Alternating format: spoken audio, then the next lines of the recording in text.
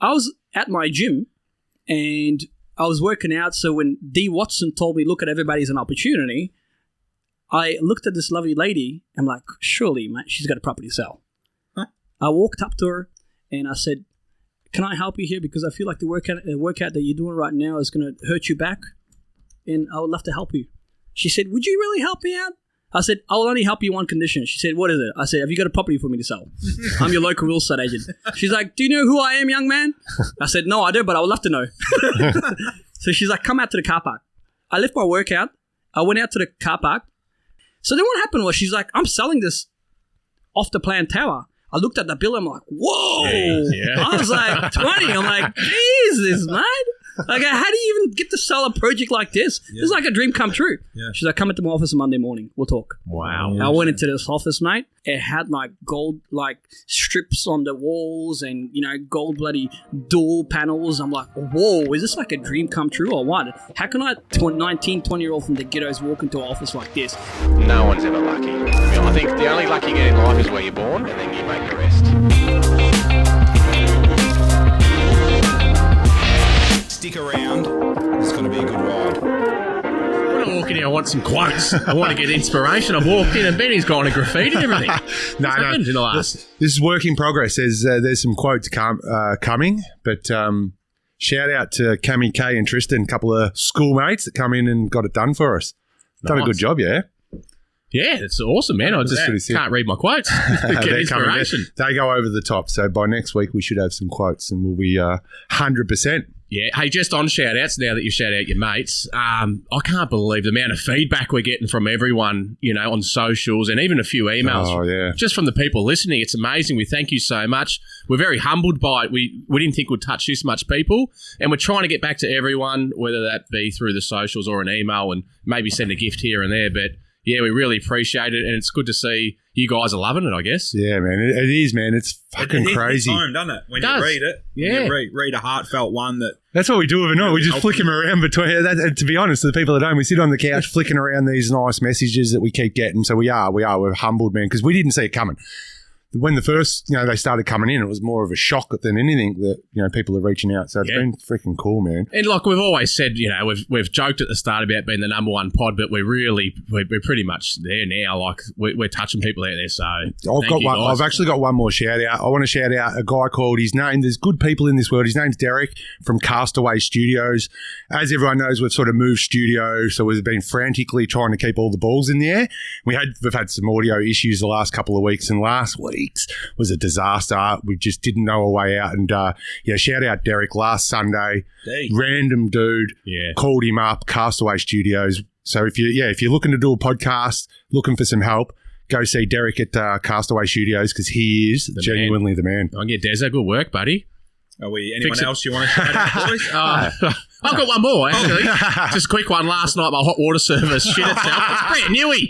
Had a Sparky around the corner come and he fixed it for me. So got to have my hot shower. The missus got to have her hot shower, so it was a happy household last night. Beautiful. Brand new. Brand new. I'd had to reset it. I don't know what happened. You don't make them fucking got to plug it in, Hollywood. All right, boys, we done? We ready to do a pod? Oh, sorry, Let's do it. We've got a big guest today. Yeah, looking forward to this. Oh, yeah. Shit, yes. Welcome back to Australia's #1 podcast. We are the little fish and we speak to the big fish about town each and every week. We talk property, development, mindset, life, business, bringing you guys as much value as possible. Thanks for listening or viewing. However you're consuming us, please comment. Tell us how good we're doing, how poorly we're doing. Tell us how good the guest was. Today is a ripper, boys. Yeah, looking forward to this one. Oh, shit. The energy. Yeah. Big story. Self-titled Property Titan.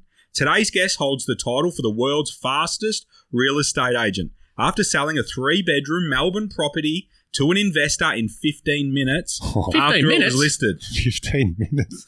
What the shit? That's quick. 15 minutes. The ink was dry, boys. She was done. Next. Sold. Next. Wow. He is now officially the #1 agent in Victoria after selling $209 million in real estate last year. In a pandemic, mind you. 209 million. 209 million. Quarter a bill. In a year. In a pandemic.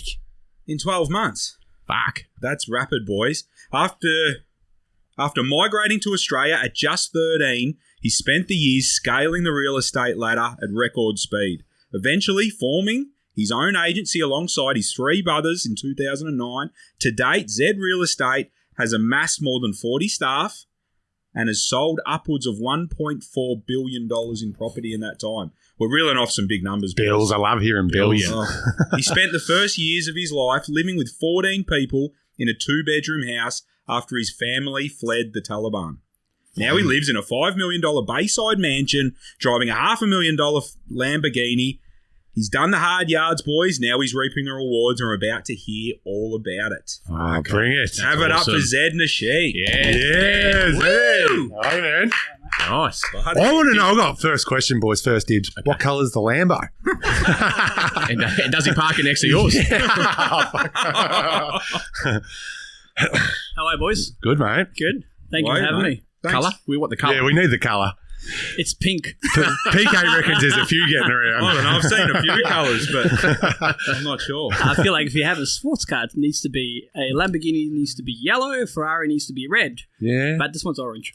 Oh, my little fella, shout out AC, it's his favourite colour. He reckons he's working towards an orange Lambo, he reckons. I'll take it for a ride. Yeah. As long as his dad's got a property for me to sell. Yeah. Terms and conditions apply. You know, just on that, I just fucking love people, successful people. I love it when you drive around in these cars. I know we have a bit of stigma over here about tall poppy syndrome, but over in America, they appreciate people because they know that they've done the hard yards and they appreciate someone driving that. And that's how I view people now in Australia. 100%. You've done the hard yards, now you've got to enjoy it. So, well, at the end of the day, I mean, if you do look at the States, Ferraris, Lamborghinis are like taxis over there. yeah. Because every second person drives it, and the prices of the cars are like almost half the price because you don't have to pay the tax and Rollses and all that, as if it's like a little Mercedes running around. Yeah. And that's why we always look up to the States, because the real estate market, the car market, it's just, I mean, we don't even have a Bugatti here. It's illegal. Yeah, right. But yeah, look, it's good. I use it as a form of marketing. I'm not a materialistic person at all. What people see in my social media, it's not me. This world is materialistic. Yeah. And it's made me who I am, because like if it brings in a smile to that little kid's face, that is my the best part of about having that car. And it's perception, right? And I take people, you know, in my little kids into my cars. I take them for drives. If I've got time, I make them sit on the fucking bonnet. You know, if you treat a car like it's a normal car, it will ride like a car. If you treat it like as if it's a princess, then it would treat you back like a princess. So it's just a normal car. Treat him mean, huh? Treat him mean, keep him keen. Yeah. I like it. Well, that's kind of the that's a good one. It's made up on the spot. I know you're a quote guy as well, so I'm looking forward to hearing a few. Thanks, Benny. Yeah, Zed, so thanks for coming in, man. I know you're a busy man. Victoria's number one agent. Thank you. $200 million in Legit real estate. as well. Well, there's people getting around think they are. Well, these things are that just straight up numbers. Straight up. It's There's official. no winks and handshakes. Yeah. It's $209 No fugazi. in real estate. Thank you, guys. Must have taken some hustle, those sort of numbers. It definitely has. Zed Real Estate started with 3 of my brothers 3 years ago. Yeah. And I've been in real estate for the last 11 years now. And I actually wasn't sure if Brighton or Toorak was the market for me to actually tap into, especially Brighton. And that's where my main focus is, the luxury market. I got a lot of naysayers, like what they say, but just like anything, you start something. Even if I was to start a little podcast, I mean, today, or a little fish and chip shop, I don't expect it to grow in 6 months' time. Yeah. So I didn't pay for myself for a good 2 years. Yeah. My brothers, quit their own jobs and everything. Like everything, mate. Hustle, grind 24/7. You will get there. You'll get there. You did the hustle. That's you're in the luxury market space now, but let's take it back to where it began. Yeah, your family fleeing the Taliban, living in a house. By the way, you got nice eyes, man. I just noticed it right now. Oh, Favourite guest of all time. You got a nice smile. It's a good point. You just look directly at him. That's fucking good point. And I just come in, this guy's giving me shit about my tie. He goes, do you know what a Windsor knot is? Yeah. You're talking to real estate I agents. walk in, look, I'm fucking how slick's hair looking. I looked at his tie and go, it's not even a fucking Windsor knot, man. So we sorted doing it. Yeah, no, it looks, as long as you guys Looking like it, I'm happy. We're happy. Sorry, but what was your question? Spot He's a bit flustered, Pete. He's gone a bit red. got the eyes. What? I don't swing that way, by the way. No, it's nice. And then the next line is now sign here. Take us back, man. So, that's some pretty hectic stuff early on in your life. Like, what sort of memory do you have of it?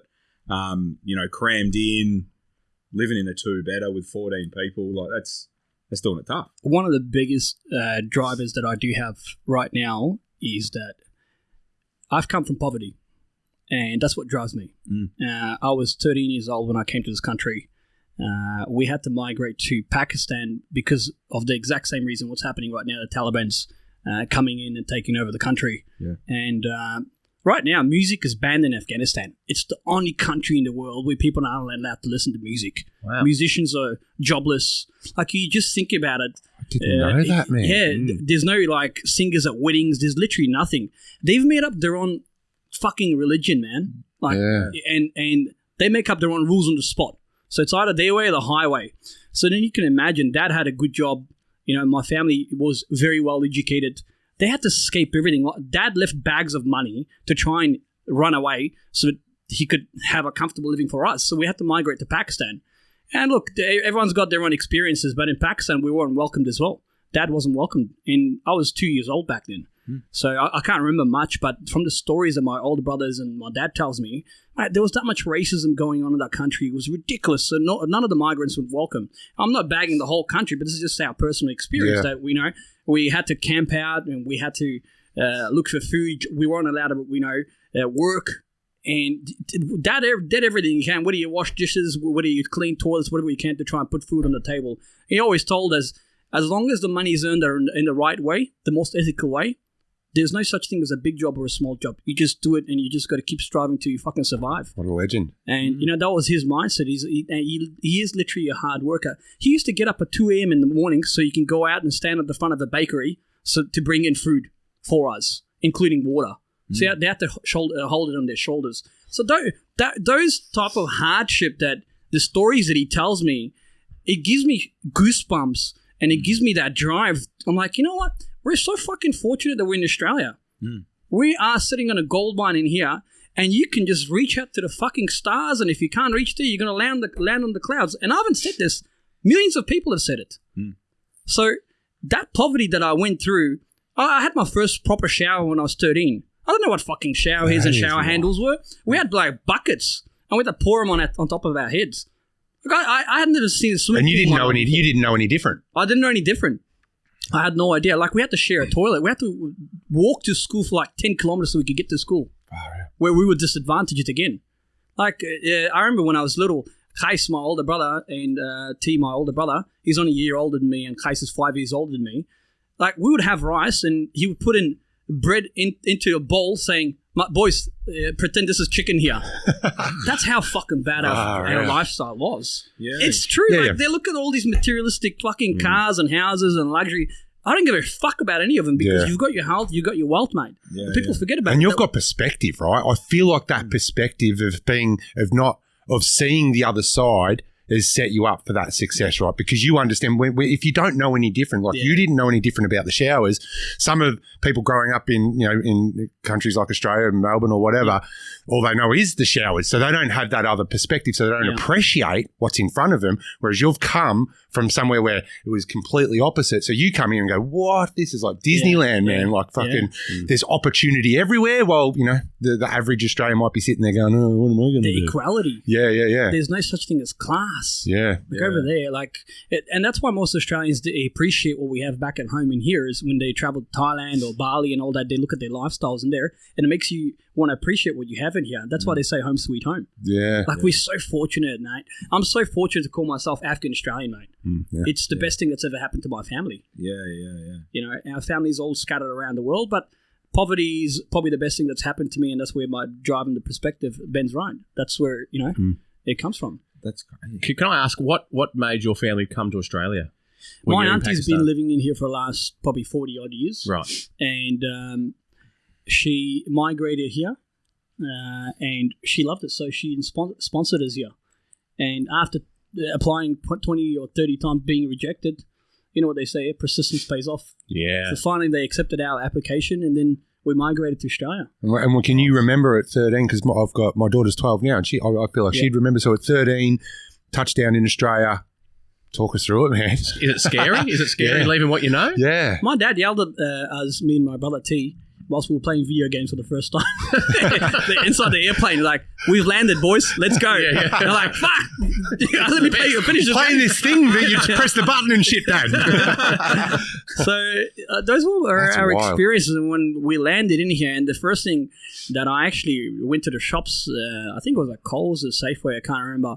I saw, 4 tennis balls for $2.50. I'm like, I can't wait to make $2.50 so I could buy these fucking tennis balls. Yeah. I don't know why I had a thing with fucking tennis balls. It's not balls, but tennis balls, Yeah. It was just, the best thing ever, because I'm like, I guess you never had the opportunity to go to this place where you got to buy these tennis balls. Nah. No English as well? Obviously, touchdown, no English? I was fortunate enough that my older brother forced us to go get educated in English, because English is English, yeah? Yep. You need to know a little bit of English. But, I knew how to say, hi, how are you? You're beautiful, how much, I love you. Sign here. Well said. So, those were the early starters in That's amazing. our journey. So you had to come here and from an early point, talk us through selling hot dogs at midnight and that sort of stuff. Like, sounded like you got the hustle on pretty quickly. And what age is this, I guess, when you're doing I was 14. Oh, wow. I was 14, So 1 year 15. later. Yeah, I was 14, 15. Case my older brother started, we were getting paid $80 or $50 per night. So for the people at home, just to preface that, you used to sell hot dogs out the front of nightclubs. Yeah, is that right? Nightclubs, Yep. outside clubs like CQ, Alhambra, in Docklands, most of the clubs, Turak, even Nightcat in Fitzroy. Nightcat just down the road here, Collingwood. And we The were Ivy? getting paid. You used to do the Ivy? The Ivy? That's in Sydney, isn't it? No, the old one that used to be right off on the corner of Russell, opposite the Culture Kings. No, I don't think I did that. Wasn't his patch. Sounds like a big- I bought a few hot dogs from that guy. So Did you? we may have met, You never know.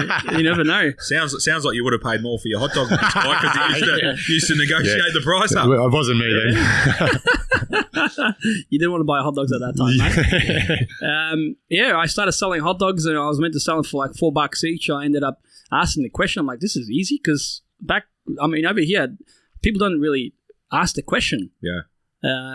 They get so shy of asking the question. Negotiate, don't they? Negotiate. Yeah. It makes them uncomfortable. So then I just started asking. I go, $10. I'll throw in a can of Coke, for you. And I'll put some cheese in there as well. And I'll give you some mustard. That was pretty standard anyways. It was going to come with cheese and, bloody tomato sauce or mustard or barbecue sauce anyways. So So then I asked that question, and I got a great response. And then, I'm like, shit, fucking sell for $10. Maybe I can try $20. Yeah. So I tried $20. Nice. And then they would feel sorry for me. So they'll give me $5 tip and blah, blah, blah. And then I'm like, shit, I get tips too? Let me ask the question. All right, how much is my tip now? Yeah. So from an early point, you loved the negotiate, the sale, the chase, hustle, trying to max the deal. Yeah, 100%. 100%. And I needed to do it, because at the end of the day, that was the only way for me to survive and bring in some food back for mum and dad. So you learned to sell early. And I don't know if you guys remember from last week, we had Macca in. And if you remember, the nucleus to his success was he was on the streets of London selling like vouchers and stuff, like hard knock sales. And at the time when we were talking last week, I was like, I don't reckon it gets any harder than that. But I reckon maybe selling hot dogs out the front of a nightclub to piss people at 2 o'clock in the morning probably trumps it. But would it be fair to say that foundation of sales is set you up for what's... If I can sell hot dogs at the age of 14, 15 with no English, mate, whilst it was raining and it was fucking cold, in 9 months of Melbourne, it was so cold as well. And for a premium. And I'm sure selling real estate's, a walk in the park for me right now. Absolutely. But the story of Lamborghini, it's interesting, it actually came and inspired me back in the days when I was 15 and this beautiful lady walked out. There's a Ferrari parked right behind my hot dog stand. And one of the ladies said, "Oh, is that a Ferrari?" Yeah, I said, "It's mine." And she said to me, she goes, "If that's your Ferrari, son, I'm going to go home with you tonight." Yeah, right. I was like, whoo! Yeah. Fuck. We do live in a materialistic world, don't we? So that's where the inspiration came from back in the days. But I haven't been doing that, though. But I can't tow the. Did you have to tell you couldn't tow the hot dog stand? So we'll have to walk the hot dog stand. We'll come pick the Ferrari up in the morning. That's full on. So we're selling hot dogs. You worked at Telstra for a bit, selling phones. Yeah. I got 27 for my radar in high school. Yes. I was pretty smart by up to year 10. After year 11 and 12. So 27 out of 100. Yeah, I got 27. So I failed. I didn't get into anything. That wouldn't get you much. No, I didn't get into anything. Yeah. In fact, I was quite interested in business. Yep. So then I'm like, all right, well, business is quite relevant to selling and all that. Why don't I learn the ins and outs of business? 100%. So then I got into TAFE in Berwick. I did my diploma of business. Yep. And then I did my advanced diploma. But for my advanced diploma, I actually didn't end up finishing it because I'm like, you know what? I got the knowledge for it. I don't need a certificate to tell me, congratulations, you're knowledgeable now. Yep. It's the knowledge that counts, and I got the value out of it. Yep. And one of the professors, whilst he was teaching, he did say, mate, son, the minute that you learn how to get access to this, you will be unstoppable. And that always stayed in the back of my head. Yeah. He goes, self-education is the best thing that you could do. If you want to learn something, don't be reliant on somebody else. You be self-reliant and self-educate yourself and go out there and do it yourself. Yeah, 100%. And that was the best and that's a big one for you. Benny's big on that. Yeah, I love it. Formal education, you can make a living. Self-education, you can make a fortune. Jim Rohn. Yeah, there you go. I knew you liked your clothes. Come on. Jimmy figured it out, so we didn't have to. Well said. 100%. So when did real estate start, Zed? Was that after these sort of smaller gigs? Because it would have been, like, real estate's hard. I've done real estate. Starting out in real estate is tough. Well, like anything, it's always tough. Yeah. I used to work, I got into Telstra as a part-time casual. Probably, I think I was 19 back then, 19, whilst I was doing my business diploma course. And I served a real estate agent. Even at Telstra, at Fountain Gate store, everybody said, fuck, this guy's so loud. He's a young kid too. He's brutal when it comes to asking questions. And everybody else was so like enclosed and like, so Dan, tell me, whereabouts do you live? What do you do? So what are you going to do with this mobile phone? How much are you paying a month? Let me get inside this little bill. Oh, your daughter's pretty. By the way, we've got this new, beautiful video games that you can play in here. Why don't you buy her a mobile phone too? It's prepaid. Bam. You got me. So I'll put them on the spot and they couldn't say no to it. And then that's when I started selling to a point where back in the days we were selling Foxtel on mobile phones. And every time you sold a Foxtel, I'll get a $5 bonus. So you were incentivized, yep. Their screen monitors on their mobile phones were like half the size of an iPhone. And I'm like, I was convincing them to watch Foxtel whilst they couldn't even get proper internet. So I started upgrading them. And then that's when I ran into a real estate agent. Her name is Elizabeth Truonze. And I have to give her credit because I wouldn't be where I am. Shout out, Lizzie. Yeah. Well done. I think she's retired. She's moved in Sydney somewhere. And she said, have you ever thought about doing real estate? You're kidding. So some random lady just come up. She identified. That's amazing. Yep. And, a lot of people do say that, sometimes you get lucky. You create your own luck, Zed, because I'm tipping in that Telstra shop, you look around, no one was hustling like you, man. Nah, it wasn't. And you weren't hustling for any particular. That's just what it's just the resilience is just who you were, man, and your experiences and what we're talking about, your perspective, and you could see the opportunity. That's crazy, man. Preparation meets opportunity. Exactly. That's what it was. That's exactly what luck is. Yeah. I asked a question to the right person. She acknowledged it, and she asked me the same question again. She's like, "You got an opportunity in front of you, son. Come in and get into real estate." Wow. That's when my real estate journey started. And you were straight into it. You're like, well, I started working with it for about 2 weeks, and my first response was like, houses? What's valuation? What's a display home? My knowledge in real estate was like minus 36 degrees. I don't know what the fuck that means. Low. Yeah. But, and then she gave me an opportunity. I failed. I got punched every single day. I failed, broken English, no knowledge about real estate at all. I didn't even know what the word appraisals were. Yeah. No idea. So then she said to me, son, I strongly recommend you go to a bigger organization, get trained well. And that's when I joined Harcourts in Hampton Park. Yep. And that lovely lady, Dee Watson, which she's alive today and she's retired, I have to give her credit as well. She said, you're going to make a gun of a real estate agent. Even after failing as much as you did with her. I failed with Elizabeth. So then Dee Watson, she passed me on to Dee Watson at Harcourts Real Estate in Hampton Park. And I sold my first house. And the first thing that Dee said to me, he said, look at everybody as an opportunity. They got a blank check in their forehead. It's up to you whether you want to ask the question or not. So I walked past somebody and he was carrying this, from a bakery, he was carrying bread. And I said, oh my God, do you want to sell your house? Because you look like you need a bigger house to fit this bread in. I was that fucking nervous. And I kid you not, mate. Did he sign up? And you know what happened? I can't remember the exact street address. He goes, I actually bought a new house. And I am looking at selling. Dude, that was my first week in established real estate. I kid you not. I ended up listing the property for like $295,000. And I went out there with a senior agent. And that's when I knew the power of asking. So was it what you lack in skill? You make it up with numbers. Yeah.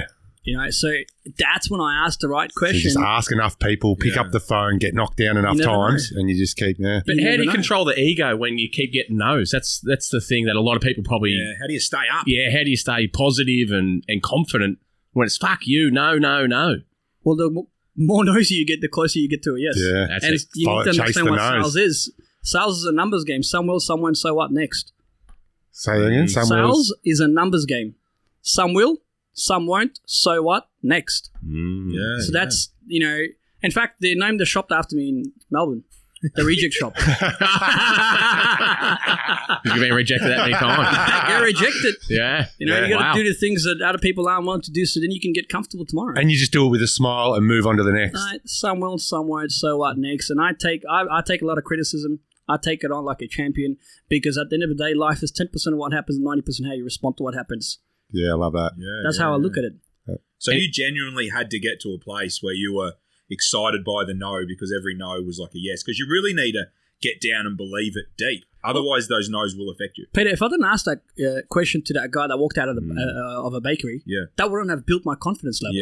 That gave me a little bit of confidence that, yes, you can ask questions and it's going to lead you to a result. And when I asked that question, I made probably $5,700, and that to me is like paying me a good $500,000 check right now. Yeah, that's how big it was, $5,700. Because I was 20. Well, what do you do at 19? It's a fucking big check for anyone. That's a few hot dogs. Yeah, a few hot dogs. Exactly. So then what happened was, the reason why I just said that I've embraced rejection is because I was at my gym and I was working out. So when D. Watson told me, look at everybody as an opportunity, I looked at this lovely lady. I'm like, surely, mate, she's got a property to sell. Huh? I walked up to her and I said, can I help you here? Because I feel like the workout that you're doing right now is going to hurt you back. And I would love to help you. She said, would you really help me out? I said, I will only help you on condition. She said, what is it? I said, have you got a property for me to sell? I'm your local real estate agent. She's like, do you know who I am, young man? I said, no, I don't, but I would love to know. So she's like, come out to the car park. I left my workout. I went out to the car park. Her name is Norma Buller, a big inspiration lady in the real estate world in terms of investors. Her company was called Empire Property Investors in Toorak. So what happened was, the Vogue building in South Yarra? Right next to the Como? The big, Stimulus, the Greek developers built it. So then what happened was she's like, I'm selling this off the plan tower. I looked at the bill, I'm like, whoa. I was like 20. I'm like, Jesus, man. Like, how do you even get to sell a project like this? This is like a dream come true. She's like, come into my office Monday morning. We'll talk. Wow. I went into this office, mate.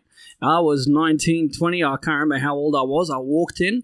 It had like gold strips on the walls and, gold bloody door panels. I'm like, whoa, is this like a dream come true or what? How can I, 19, 20-year-old from the ghettos, walk into an office like this? And the boardroom table, you could feel like 50 people at the boardroom table. Like, I'm talking everything was like next level. And I saw that at the age of 20. And she's like, we do deals at 500 million, 400 million, 200 million. Wow. And straight away, I was like, whoa, that gave me goosebumps. Her name is Norma Buller, and she was so positive. You know what they say, eh? If you surround yourself with positive energy, that's exactly how you'll react. And then you can't tell people what to do. You can only inspire. I got inspired the minute I walked into that office. Yeah. And you know what she said? She said, if I could do it, you can do it better. You know what's wild? You know what's really wild? Pete went to your office the other day. Oh, yeah? And he came back and he said, fuck, mate. You should see this guy's office. See the gold trim? 100%, man. And he's going, it's fucking black. Everything's black. And like exactly how you described it then is like what he was just describing. Thank you. When he got back. So that's the full circle thing, right? Well, and then from there, what happened was I struggled for 3 years. And I told us to Pete that I struggled for a good 3 years, Dan. In real estate? In real estate, because I had to sell a high-rise tower that I wasn't allowed to market. I wasn't allowed to put it anywhere on our websites, nothing at all, because the big real estate agencies like Colliers and CBRE were the only exclusive agents. And then they would appoint like little agencies like Empire Property Investors to just sell it through our own channels. So my job was to walk around Chapel Street. Hi, my name is Zed. I'm from Empire Property Investors. You look amazing, lady, you know, and there's this big, massive tower going up. Would you like to buy an apartment down the road here? Wow. Fuck, mate. Try selling an apartment to a random person. I'm not talking hot dogs. I've sold hot dogs. He'll see Macca in the street. Swap vouchers over there and down in Did you sell it? Nah, fuck no. That's why I you struggled. man. I struggled for 3 years, you know. And then I'm like, oh, maybe, you know what? So did you have self-doubt? Were there times where you looked at yourself and you said, man, this ain't going to work? Mate, everybody put me down. My mates are like, you're not making money. I made $7,000 in 1 year, $7,500 in 1 year. Like Dad was telling me, go get a university degree, mate. You know, go get educated. You're obviously struggling. Go, you know, get a degree so then at least you have something to fall back on. Yeah. And I struggled for a good 3 years. Like, everybody told me to quit. Anyone. Why do you reckon you didn't? I'm like, if that fucker can do it, I can do it better. Yeah. I got told that. If he can do it, I can do it. And it's been done before, so then you can always do it better. I'm not going to take no for an answer. I'll keep improving myself. Self-belief, man. That was the only thing that keeps... Yeah, so persistence. in your core, you just believed. Yeah, I believed. You blocked out the noise. And you went, yes. I'm doing it. You know what an elephant is, yeah? He's the king of the jungle for a reason. Regardless of what you hear from the left and right, he just keeps moving straight forward. Yeah. And that's exactly what my attitude was. I'm like, man, let's just do it. Mate, I'm struggling. I'm 20 years old. You know, to a point where I was having lunches at a cafe, me and my colleague Brett, and we both left Hampton Park Harcourts. We went and had fancy food at restaurants, but we didn't have the money. Mm. Yeah. And we had like $57 in our pocket. Out of 57, we spent like probably $52 on a chicken parma at Romeo's in Toorak, just so we could build our memory, so we can be around that energy and all that. It takes a lot of like punches and all that. I struggled for a good 3 years before I even had a little bit of momentum going on. So you said these 3 years, are you still at Harcourts? Why are you still trying to sell on the street these apartments? No. So I left Harcourts. To sell these apartments? I left Harcourts to work for Norma Buller. To sell off-the-plan projects in Melbourne. And that was the hard part there. That was the hardest part because I had to find buyers and generate buyers with no knowledge of real estate. It's like, hi, Dan, do you want to buy an apartment? We're mates, mate. You should really buy an apartment. Yeah, it's tough. You're not going to listen to me. I'm 20 fucking years old. And you're just trying to pick up your dry cleaning or something? Yeah. So did you ever think going back then to Harcourts or not? That's exactly what happened. Right. So then I went back to Harcourts. Tail between the legs. the grass isn't greener. I had to put my ego down, yeah? Ego is good to have, but, mate, I had to put it down, and then I went back into Harcourts for the lady that I worked for at Harcourts, because I made $5,700 in 2 or 3 months of just being there. The bloke buying bread. Yeah. So then when I went back in there, it's like, whew, this is I walk in the park. I had to look for buyers now. I had to look for listings. It's easy. I know where the money's at. It's behind doors. Just go prospecting. Go talk to more people. Yeah. Because you spent those 3 years selling off the plan apartments, not getting any leads, running into people trying to sell them hundreds of thousands of dollars worth of real estate. Yeah. You battled. Then you went on the other side and went, hey, I can do this now. I went on the hard yards. I'm a chance. That was impossible, man, to selling apartments off the plan to people on the street. No, That's impossible. Yeah. It was impossible. Just impossible. But you saw the impossible, and then you went back and you went, I can do this. It's not like that. It's 3 years without selling a thing. It was hard. And then it was hard. Telling your ego, right, I'm probably not going to do well here. Let's go back to the old boss. Yep. And then I went in there, mate, for the first 4 years. Number one at LG hooker. Bam, bam, bam. No one could even take my spot, bro. So it was pretty quick, was it? So from there went exponential? Harcourts, I got an opportunity to work at LG Hooker in Hampton Park. Yep. And he said, mate, you can grow better and we've got training systems, blah, blah, blah, blah. And then I went in there, mate, first 4 years, no one could take my spot. I'm like, because I used that knowledge. Yeah. If I'm trying to like sell an apartment to a 19, 20-year-old that has no money. Yeah. And you got the experience from selling the hot dogs. Like that was a walk in the park for me to get listings. So that was his apprenticeship. But that was your apprenticeship on the streets there for 3 years. Exactly what my older brother Marcy said. Yeah. Don't think of this as a failure. Think of this as a success because this is your life journey. It's taught you. And the knowledge you're going to get out of this here you can apply to anywhere else, mate, and you will be invincible. Yeah. That was his exact words. And I have to give Marcy credit because he told me that he guided me. He's the second father in the family, which is my older brother. Great support I had from him. And then bloody, So what is it, Marcy? Marcy, my older brother, yeah. Shout out Marcy, legend. Go Mars. Come on. So yeah, That's grouse. that was my real estate journey. After failing for a good 3 years to selling back into established real estate, but you know what? The knowledge I got, like I can literally you can put a building site in front of me, but within those 3 years, being 21, 22, 23, I can work out numbers on the spot. How much is your build cost to do an investment analysis straight away? Your investment, your profit and loss statement, everything I learned. The project marketing system. Now I can sell fucking ice to the escalator because of the knowledge that you got. And that's why they say knowledge is power. And would you agree that they also say knowledge is also money? Yes. So, yes. Yeah. Well, that was the thing. I was in Zed's office the other day and we're in development. It was like I was sitting there talking to another developer. Yeah. So like you haven't just mastered and your knowledge just doesn't go as far as listing, selling homes. It's genuinely you've branched out, educated yourself up so you can relate and talk to whoever you need to. Yep. So then we can create more value to the marketplace. Yeah. Yeah. Yeah. And that's what I would expect. Put the work in. So you're selling $300,000 joints in Hampton Park. Yeah. That's working. That's going well. Now, and then what happens? Because obviously you're super high end now. What made you go, all right, I'm going to go Bayside, I'm going to go Brighton, how do I get inside these mansions? How'd you sell your first home? Well, how'd you sell your first $1 million home? And then now these ones, as we heard in the intro, 209 million sold last year in a pandemic. So you got to be selling some high end joints to hit those numbers. You're not selling joints in Hampton Park to get to those numbers. down next to Hollywood's joint. Leave me out of this. There could be a listing there. Carry on. Well, I believe that if you've got the opportunity in front of you, you should really live your life to the fullest.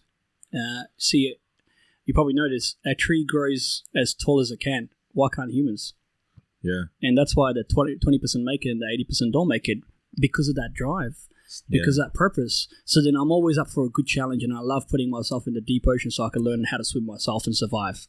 Yeah. So you just saw it as another challenge? Well, I needed that extra challenge. Not? Yeah. To be honest, I did work for good bosses. I'm always grateful for that. But I also thought that they were very money, ego-hungry people that was just driven by money. Yeah. And I didn't want it to be one of them myself, because I always think that if people are driven by money, it's short-term business. It's not long-term business. And the number one thing that I did come up with Zed was, I said, you know what? It's people first before business. Look after them, because at the end of the day, that's what we work for. So I always try and feed other people. I'm more of a giver. And that's my number one rule that I said, if I ever start a business, mate, I always fucking put others first, then I put myself, then I feed myself after. And every time I work for somebody, I mean, this is embarrassing. Like, I've been in the game for fucking 10 years, you know. I mean, 8 years I worked for other people, 9 years I worked for other people. I can't speak like highly about them. That's fucking shit, isn't it? Yeah. I'm grateful for the opportunity, but those fuckers are money hungry. Yeah. Is that the industry though? Is that what sort of... People are driven by money, man. I think it's old school as well. I reckon it's the old school. I reckon there's a shift, because in our business, we had those conversations from day dot, and we still have them now that, it's not about money for us either. There's a greater purpose. It's your passion. You make your passion your paycheck. Yeah. Like, there's enough food for everybody out there. Yeah. Think about it. Like, when I wanted to start my own business, I didn't receive any support from nobody. Yep. I should have made some contacts saying, oh, I worked for you here, this, that, how do I do this, how do I do that? And they're all on a fucking money. Yeah, keeping it to themselves. Mate, if one of my employees come, I want to be a part of their journey. I want to inspire them, say, I've done this, I'm making money, why don't I help you to do this? Yeah. I would love to be a part of your success. You're going to get successful anyways. Why not help them during the journey? And that's what I feel like, that's what differentiates a good leader to a boss. I had fucking bosses. I didn't have leaders. Now, how the fuck am I going to sit down and listen to somebody, a boss, that I was making more money? I was doing more transactions. So that was my mindset there. I'm like, I've just sold 128 houses. When was the last time you sold 128 houses? Sit down, Chachi. I'm not saying I'm better than him. Yeah. I'm saying my perspective in my life was just more than just money. Yeah. And I needed that extra challenge. And even when I sat down around Brighton and Bayside real estate agents, every single one of them, they said, mate, it's all old money in here. It's the hardest markets to ever tap into. And you know what? People just say no. And you have to join, and you have to have a materialistic wife, and just go in there, let the wife do all the chit chats and all that, and let them all do all that. And I sat down listening to every single one of these directors that were selling in Brighton and all these. Bullshit. And I wanted to know who the fuck was my competition, yeah? I said, this motherfucker's my competition. Huh? You call this a salesman? Yeah. And I was going to say, you call yourself a salesman, mate? Yeah. I didn't say that to himself. I said, that's awesome discipline. That's great, discipline to have in life. I said to my older brother, Marcy, he didn't even know what an authority was. He left his job as well to start a family empire. Yeah. And you know what? I said, bro, I sat down with every one of them. They all have negative attitude. Every single one of them. Old-fashioned. I feel like there's a big market that we can tap into and try and innovate and bring in a fucking change. And be different. Fuck yeah, man. Instead of sounding like a robot. Hi, my name is Zed and I'm from the blah, blah, blah real estate. I was just sold this. Have a look at this. No. I'm a fucking salesman. I'm here to make you money. And you give them back, Zed. Like, you look on your socials, man, and that's similar to our model, man. It's just about giving. You said before that probably the most important thing to you, and it's a common sentiment that we've heard from the most successful people that we've had on this podcast, is the giving. Yeah. Giving, man. That's the underpins the success. And people think, well, it's easy for you to say you're driving a fucking Lamborghini. You know what I mean? Yeah. But giving isn't necessarily money. It can be time. Education. It can be learning. Knowledge. Yeah, it could be knowledge. It could be attention. Could be anything. But just giving back instead of looking what you can take next and stuff. I get in trouble for my clients. So I put them on live on camera. And the negotiation's live. I tell them, they're like, put that thing down. You fucking knew there's a camera there, didn't you know? So what's happening? So then what happens at a real estate and dobs me in? Oh, look at this. This is being released. That's being released. No. And I asked for forgiveness yesterday. I called up one of my clients. I said, I do apologize for the content that I've released, but look at my intention behind it. So I had to educate the client. I said, imagine a 20, 30, 40-year-old, 50-year-old wanting to start a business and he's trying to close his deal. And imagine the negotiation. If he can take away one thing from that conversation, I don't give a fuck about the rest. I don't give a fuck about the negative energy I get. But look at what difference it makes in his personal life. Yeah, that could be the shift. That's an impact on that person's life. I was lost for 3 fucking years. And you had specific people that sliding door moments, those ladies that pinpointed you and identified you and gave back to you for no reason, to get nothing back, and it changed your life. Thank you. Yeah. So that's why it's about giving back. So Zed, for me, like I'm trying to unpack it all and understand. You've just left all these other real estate agents. You started Zed Real Estate with your brother. Now you said you want to innovate and be different. So how the fuck did you blow it up to be the biggest and the best in Victoria? In a couple of years. Well, give us a few examples of what's the secret. Yeah. I've got my pen and paper. Well, number one rule in here is we don't use the word sold. Mm-hmm. We use the word zold. Ah, that's right. I like that. We've seen that. Yeah. Zold. That's cool. I actually got this inspiration when I went to LA. That's sick. Okay. LA real estate market is crazy. Well, exactly. They throw house parties. They had rap songs and all that stuff. And when I sat down with one of the boys from $1 Million Listings, he goes, "You got a rap song? You want to fucking stir things up in the industry, mate? Because in business, not about who you know, it's about who knows you." I created my first rap song, this old rap song. That went fucking viral. Can you drop us a bar or two? Yeah, before that, I want to know who it was on that show. Who'd you meet? On $1 Million Listing. Josh Altman, Matt Altman. Oh, nice. Yeah, the boys. Yeah, the Altmans. And we did a speech here together as well with Dan Dells. He organised the event. He got me to come out and be a guest speaker for the boys with Luis Ortiz from New York as well. So we did that, and then from there the connection started. And then he's like, "Why don't you do this, man? I've done it. I rubbed it. We rub luxury to people's faces because that's our brand. Because if somebody's got perception, man. $5 million property, you're not going to want to give it to somebody that drives a Toyota. That isn't sharp enough. It's people's perception, and that's why how people perceive things determines how they react to them. Well said, Benny. Insane. That quote there has helped us get to where we are. Yeah. Because it really genuinely is. It's a perception, man. World. How they, 100%. And the boys did say to me, Matt said, "You guys, you got a nice car? Park on the fucking kitchen table." Because you're going to get judged anyways. Let them judge you. Either they're going to think that you're a drug dealer or you're a successful real estate agent. So then they would listen to you. Yeah. And look, that is the brand that we've created. And one of the biggest reasons why you'll notice that Zed's got a full stop in there is because I didn't want to create a brand that my knowledge just stopped in one specific area if it's just stopped in Collingwood. No, I wanted to create sales machines where they had the knowledge of off the plane to finance to development to creating wealth for people instead of just saying, I'm a local real estate agent, I only sell houses locally. No, fucker, you're a salesman. You need to negotiate. You need to pitch. You need to learn how to market. You need to learn how to style. You need to know about the interest rates. You need to know about everything. So then I'm like, all right, Zed, full stop, we'll cover you everything. And that's why when you walked into my office, we had a builder in there, we had an architect, we had a buyer's advocate, we had finance in there. It's a one-stop shop. This concept is new in Australia, but it's old in America. Yeah. Right. Yeah. So that's helping your client end to end, full circle, end to end, one-stop holding shop. their hand through the whole lot. Yes, which provides convenience for them. Absolutely. 100% protects them. It's the full loop. Yeah. I just listed something on the water in here just in Brighton. I said to him, back off. I said, this is your house, back off. Let me do everything. I'll organise your conveyancing. Just go back to Singapore. Yeah. He loved it. Yeah.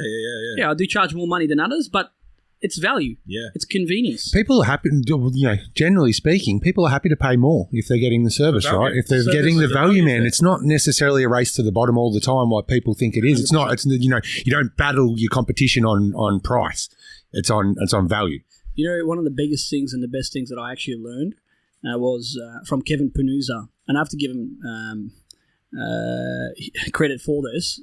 The owner of Salesforce. I don't know if you guys know Salesforce. Yeah. We don't use it, but yeah. CRM. Hey, PK. Customer relationship manager. I didn't know what it meant. I was trying to remember. And he said to me whilst I walked into his house, he said, customers don't pay for what you do, son. They pay you why you do it. Yeah. They pay.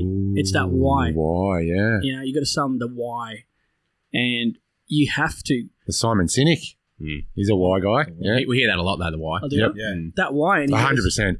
Look enthusiastic, be yourself. It doesn't fucking matter who somebody is. It doesn't matter that I'm Kevin. Take away my money. What am I left with? Yeah. How much do you respect me? How valuable are you? How much value are you going to add into my life? Whoa, a real eye-opener, isn't it? Yeah. And when I heard that, I'm like, all right, cool. That why, let's work out my whys. And then, the real estate transaction just happened. I don't walk into a real estate transaction thinking that I'm going to lose it. I walk in there with a winning attitude. Yeah. I haven't lost a listing. I don't lose listings. You're looking around going, how's this all going to come together? Because I've already got the business. Yeah. Even on the phone. Like, this is a walk in the park. Yeah. If I spoke to you, my energy, my tonality, my enthusiasm, my knowledge will tell you all about myself on how I'm going to. Because I'll tell you straight away, I go, Pete, you want to move into this area? Let me handle it for you. Is that a little bit of manifesting as well? It is. Like, right now, I'm a divorce lawyer. Yeah. Good point. One out of 5 to 10 houses I sell. Yeah. It's sad, but the reality is that the husband blames the wife and the wife blames the husband. And poor Zed's like literally sitting at the dining table. Like, it's my fault, guys. Who's it harder to get a signature? I'm the fault here, Yeah. And then I had my cute little dog that the kids will come run around. Then I bought a dog so the kids will fucking play with the dog so I can get signatures. Like, you do whatever you can to try and get a deal done. Yeah. But you take it on a bit more. So in your industry, people can look at it just like transactions, can't they? Yeah. Because people are chasing numbers. Weekly, monthly, annually, whatever it is, numbers, game, transactions. But you're going into the deal conscious that you need to bring more value than anyone else that sits in that lounge room. Yeah. I think education. Yeah. It's the education process. Yeah. Right now, special credit goes to, Zed Media, Liam, go Liam. Shout out, Liam. Shout out. Liam. This poor kid follows me 24 hours a day. Oh. And it's constant. I reckon that'd be a bit of fun, just quietly. Yeah. He falls asleep Talk on about my education. And right now I'm doing another flip. So I'm teaching people how to flip properties as well. So this is a way of me giving back to the world. Yep. How much was my purchase price? How much am I spending inside the paint? Blah, blah, blah. Love And then putting it back man. on the market. I'm like, this is exactly how I'm doing. Like, for example, to paint a joint, people think it costs thousands. No, it costs $7,000 to paint a whole big house. You don't need the best Dulux paint in there because things don't have to be expensive for it to look good. It's how you dress it. Yeah. Like, I'm not wearing a Versace fucking tie or anything at all. Oh, wasn't that Versace? I thought that was no. Versace. If anything, I hate brands. I want to make my own brand. I think Louis Vuitton's a very smart guy. I want to be the Louis. Yeah. Does that make sense? Yeah, 100%. You want to be the brand. Yeah, Build you are the community. brand. Don't promote other people, promote yourself. Whoa. Thank you, Dan. I'm going to use that next time. I need shout out. But I love it. 100%. How awesome is that? So you've built a big team just from yourself right up. How's that been? I'm very fortunate. I got my 3 older brothers in the business. Are they a big support? Oh, to mate, you? they're, They keep you they're flying shareholders. They're shareholders. Yeah, Our family is not driven by money at all. yeah. My older brother, he's not driven by money. Well, you never had. You money. never had it, yeah. It's like, You know you don't need it. nah, it's like, what do you do? Good, because if you think about it, you only need a certain amount of money to live in life. Yeah. You know, I ran into one of my best mates after 10 years, and ever since year 9, he's been working at Coles. Yeah. And I said to him, how you been, mate? Are you the general manager? Are you the CEO? After 15, 16 years being in a company, he goes, no, I'm just a casual. And all I want to do is just put food on the table, and I've been praying to God that we can have a little, daughter. And finally we got her. So I just want to be casual. Yeah. And put food on the table He's and happy. make enough just to be happy. That's I think he's success. the world's most successful person. That's success for him, yeah. Yeah. You know? Hey, Benny, could you get these fucking sound bats up in the... Oh, no. Oh, can you hear the rain? Yeah, Fuck, yeah. sorry. Oh, man. I might have to talk to Derek over at Soundcast Studios again, or Castaway Studios again. Apologies to the audience. If you're out there, Derek, you know there'll be an email coming later. Hey, I've got a question, man. So you've built this up to 40 staff in a couple of years, right? That's pretty fast growth. That's exponential. What's been the biggest challenge? Is it the people? Is it cash flow? What has been the biggest challenge to grow that fast to 0 to 40 people in just a couple of years? I think we don't look for stuff. We don't advertise. It's inspirational. Fuck, sorry about the rain, guys. That's all right. Sounds good. Soothing. I'm feeling more relaxed. A bit of white noise. The challenge, Yep. I wouldn't say it's been a challenge taking on new employment because our brand is so different. They're actually applying. I'm getting a lot of messages, DMs on socials saying, we want to work for your brand and all that. It's not really like I had a great guy. He was making over $1 million a year and we interviewed him. And Marcy, we sat down with him. I said, this guy's money driven. We don't need that culture. Yeah. I said, what we need is family values because our business is family. Yeah. So you had to stick to your values. Yeah, I said, money's like, this guy's going to come down and overrule everybody else because he makes more money. No, that doesn't drive us. Yeah. It's the integrity. It's about, because one person causes cancer for everybody else. Yeah. So the challenge, I think it's been not about employing people. It's been about employing the right people and having the right mindset and the same values that are aligned with our family values. Actually, so we have heard in the past, if you come across someone that's so good and will fit into your business, you just make up a role for them. So if someone DMs you and you haven't really got a role, but they fit your values and all that. 100%. He could be a pizza delivery. Yeah, that was the doc. Could be That was the anybody. doc. I think it was Scott. No, Scott was Didier. higher fast. Scott Didier, I think. Higher slow, fire fast. See, that type of energy is what I'm looking Yeah, that was Scott Didier was higher slow, fire fast, and the doc said that. I remember the doc was saying that he was higher and. If you come across a good person, that fits, He said you find fits a your role. goals values. Scotty Didier hired someone straight from the gym. Yeah, true. Because he liked the way they were. So, spot on. Yeah. Spot on, Dan. It's, Anybody. you find the right fit, you make it work. I'm negotiating with somebody right now, so not even real estate. I said, you'll do well in real estate. I went out last week to a bar, and I said, what do you do? He goes, I work in retail. I said, I got an opportunity for you. Yeah. I think you'll smash it. So it's about bringing people, the best out of people when you see an opportunity. It's the exact way that I started, so then I want to pass it on. It's that connection, isn't it? It is. You've connected with them straight away. It is. I think you'll make a good real estate agent. You'll make good real not estate me. agent. I'd You'll be make a shit, good man. real estate I'll stick agent. You'd be a great one, mate. I'll stick You're to all building. natural born Would you salesmen. believe PK did it for 12 months, didn't you, I PK? did it for a bit. Benny will have a good tie, though. At least.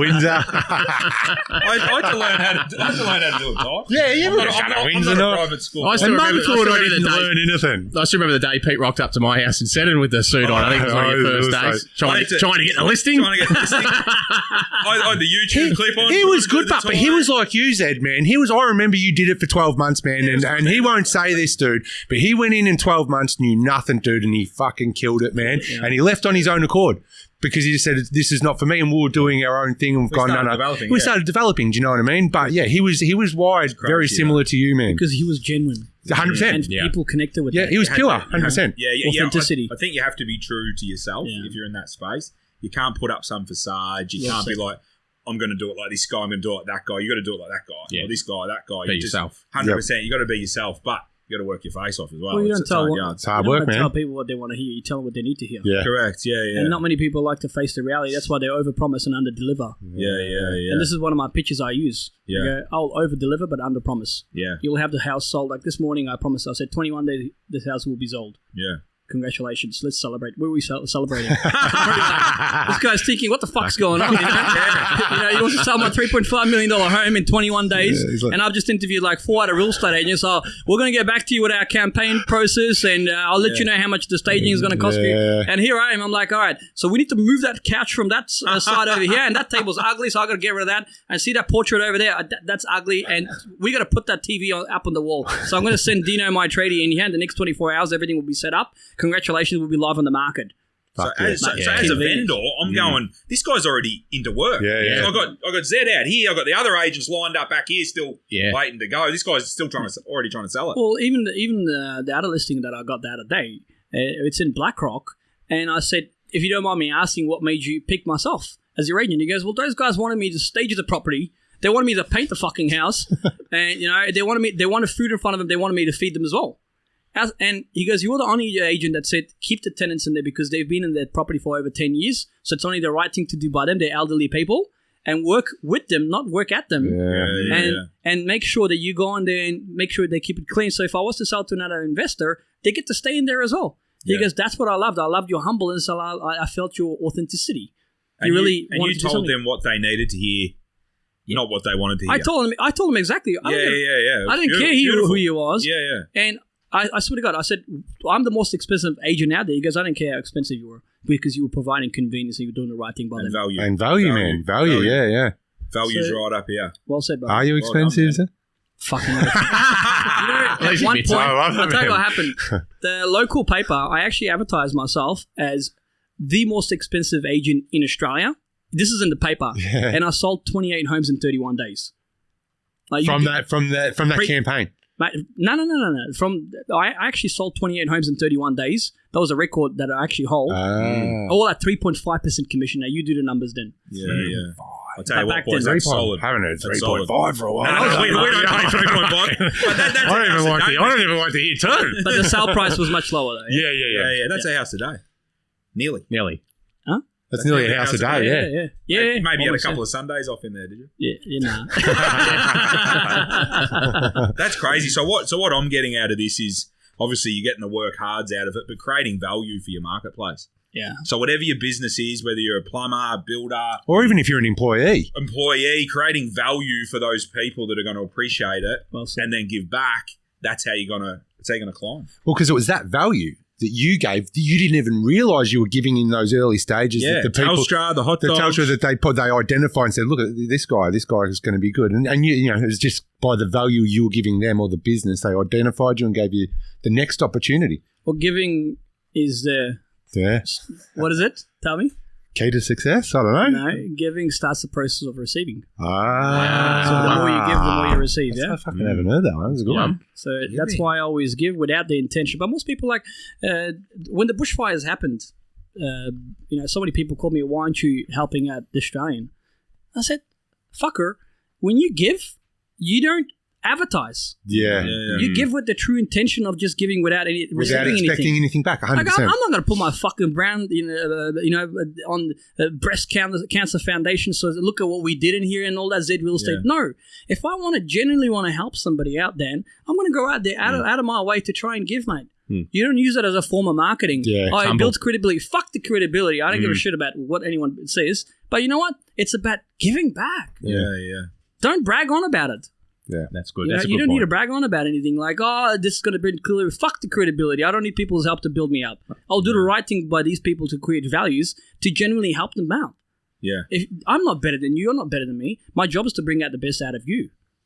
Well said. Pure. Pure. Yeah. Fucking oath. It's not about money. Because a lot of pretenders out there are advertising when they do it to a charity. It's the worst thing you can ever do. It's wild, mate, that you fucking failed school and you're sitting here so humble and successful and stuff, and the people that sounds like you're dragging behind you, man. I love people. Gross. Money doesn't drive me. I want to build the fucking tallest tower in Australia that history's ever fucking made. Yeah. But I can do it together. I can't do it by myself. So I can only do it with like-minded people like myself. As long as our values are aligned. The fish will jump in. We'll jump in. We need a builder. We've got Manor Mate over here. Shout out, Manor. Come on. Bob the builder. All right, man, I reckon even before your tower, I reckon you'll be doing a television show, to be honest. I am. He's already, it's in the, yeah, but can't NDA side. Oh. Side. Yep. Yeah. Next time. Yeah, next time. Yeah. Is it an international? Need some, I don't know. need some guests. Need some extras. Actually, I will. Yeah, this guy. PK. I think you guys. He's got the will good make eyes, great Pete. characters. Get the bloke with the good eyes. Good eyes. Bloke with a good hair. Zed, this has been awesome, man. Oh, man. Awesome. Really So much legend. value in this. Hey, we asked one question at the end for our audience. The audience that's looking to start their own real estate agency, looking to sell the hot dogs, work at Telstra, whatever it might be, step off that line and, bring it. What advice would you give Listen the to people your out heart. there, man? Listen to your heart. You don't need a big organization to back you up. At the end of the day, you need that self-belief, and that self-belief is where it's got me to where I am. Yeah. And persistence. Just like McDonald's say, the guy that invented McDonald's, and that's why McDonald's is where it is, because of his persistence. Because Mac and Donald couldn't do it. So a salesman, sold milkshakes out, door-to-door milkshakes. And what was his key at the end of the movie? Persistence pays off. Yeah. It was a self-belief. He believed in the product. As long as you believe in your ability, you don't need other people's opinion to say no. And if somebody else says, no, you can't do this, it's too hard, that's their fucking self-belief and that's their life discipline. So that doesn't apply to you. What does Liz Brown say? Other people's opinion doesn't have to be your reality. Yeah. That's their fucking opinion of you. Yeah. And self-belief, mate, will get you there. Yeah. If somebody else has done it, you can do it better. If Telstra is a big organization, you can fucking create Pelstra. you can create Zelstra. Somebody had to start it. You know what I mean? Somebody had to start it. Yeah? I like it. Were you born like this with the skill? No. It's time. Were you born like this? Yeah. Did Little Fish Property start like tonight? No. It's the hours of grind that make 15 yourself years uncomfortable. of failed businesses, ups, downs. Hard work. Who's going to sit down and talk about that? Yeah. You know what I mean? It's taking you a while. So that's self-belief. I'm doing the right thing by people, mate. Yeah. Be good. Be good. Be That long, kind. that long Fucking play. right thing. That long play, not that. Not the short-term money game, transaction. the long-term game. It's the long-term game. You sit down with anybody out there, they'll always tell you, listen to your heart. Don't listen to people. Yeah. I'll bring down Jesus. People still say he needs a haircut tomorrow afternoon. So you can't satisfy everybody out there. Yeah. Block them out. Well, just listen to your heart. Always do the right thing. Always do the right thing and always give. Don't expect back anything in return. The universe will give you 10 times more, mate. Yeah. That's what my philosophy is in life, Yeah, if I want to buy something tomorrow, I'll go out there and I pay out of excitement because I've worked for it. I'm like, please take my money. My family makes fun of me. It's like, you've just paid him too much. No, I want him to feel rewarded for the work that he's done. Yeah. Because that whole positive energy, next time he will tell his friends and tell his family and all that, because that's making an impact in his life. If you want me to buy something, I will always be a giver, man. You know what? Life only gets better when you get better. Yeah. So don't wish it was easy, wish you were better. And for things to change, you have to change. You need to change. You don't want it to be easier. You want it to be better. Thank you. Don't wish for more. Oh, you got me. Fuck, I've been outquoted. But thanks a lot for having me. Man, you're a legend. Ben, Amazing. Peter, Dan, Bob the Builder. Dan the Builder. I like that better. The crew out here, thank you so much. I like your hairstyle. I love your sunnies. Zed me, I love you too, man. Yeah. Everybody in here, I just want to say life is way too short. Just listen to your heart and always do the right thing by people and you'll grow. I love you guys. Legends. Can you finish off with saying, what do we say? Gets old. Huh? Oh, I better not. Pete might get it. Geez, he's trying to take Zed, been amazing. Yeah, you're a legend, man. Honestly, dude. Thank you so much. Off for us. Thank you. You can sign it off after me. It's going to That's try and it, remove guys. that watch followers. Can we get a slipping on the watch too modest? Thanks again, Zed. It's been from awesome. Pipeworks. Thanks, guys, for listening or viewing. Don't forget, like, share, subscribe. Share this one with anyone that's going to get value from this guy. Creating value to your marketplace. Drop some comments. Crazy lesson. I think it's just value. See you at the top. See you, top. Yeah. See you at the top. Why did you tell me that?